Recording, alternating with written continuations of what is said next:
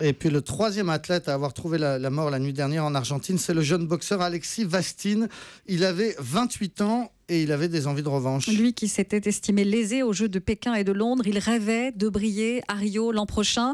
Nous sommes en ligne avec un autre grand nom de la boxe, Brahim Asloum. Bonsoir. Bonsoir. Vous connaissiez bien Alexis Vastine, c'était l'un des boxeurs les plus talentueux de sa génération.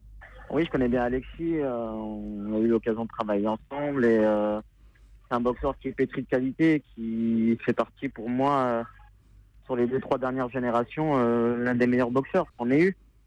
Et malheureusement, il avait encore des défis. Le défi, il avait décroché cette médaille d'or olympique à Rio. L'an prochain, oui. L'an prochain, il était reparti vraiment à l'entraînement pour décrocher cette médaille qui lui manquait. Parce qu'il n'avait pas eu de chance à Pékin et à Londres. Non, malheureusement, il a vécu des injustices très douloureuses à Londres en demi-finale des Jeux Olympiques. Quand l'arbitre lui met un avertissement à 10 secondes de la fin du combat, en sachant que le combat est serré. Donc, il y avait une volonté, je pense, de l'arbitre, clairement, de favoriser un boxeur.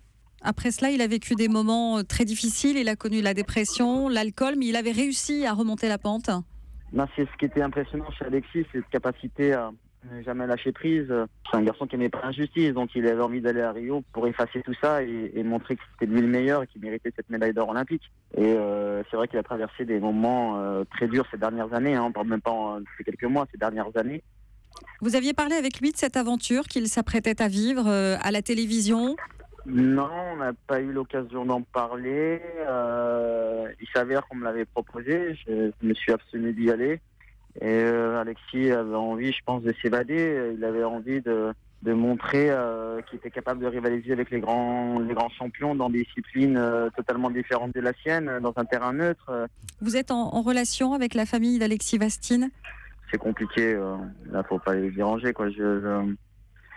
On les soutient comme on peut, mais vous savez, ils ont vécu déjà il y a 2 mois un décès aussi de la petite sœur d'Alexis, de 21 ans, qui est morte dans un accident de voiture.